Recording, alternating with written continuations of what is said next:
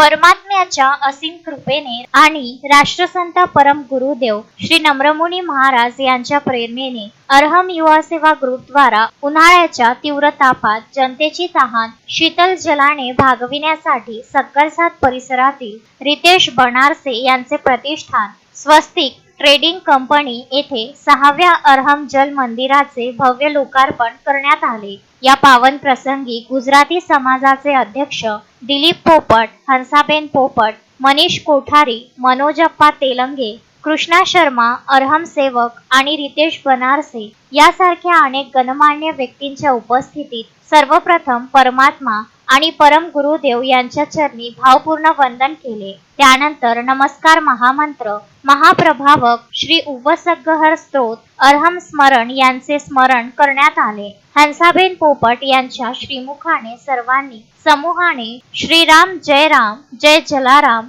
या मंत्राचा जप केला। विश्वातील सर्व जीवांचे शुभ हो, मंगल हो, कल्याण हो या शुभ भावनेने मंगलपाठ ऐकून 6व्या अरहम जल मंदिराचे उद्घाटन करण्यात आले। उपस्थित गणमान्य पाहुण्यांनी रिबीन खोलून या जल मंदिराचे लोकार्पण केले। रितेश बनारसे यांनी सर्वांना पेढ्याचा प्रसाद वाटून तोंड गोड केले आणि सर्व पाहुण्यांना नाश्ता अर्पण केला।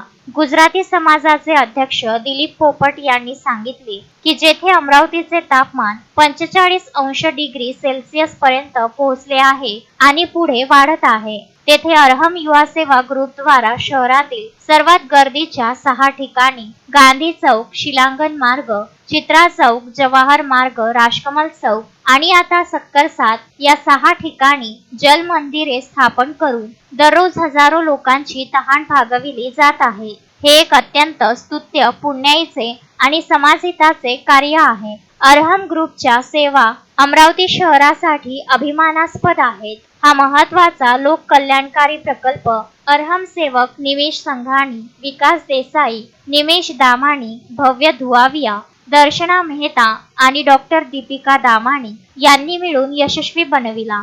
Vidarbha news bureau, Amravati.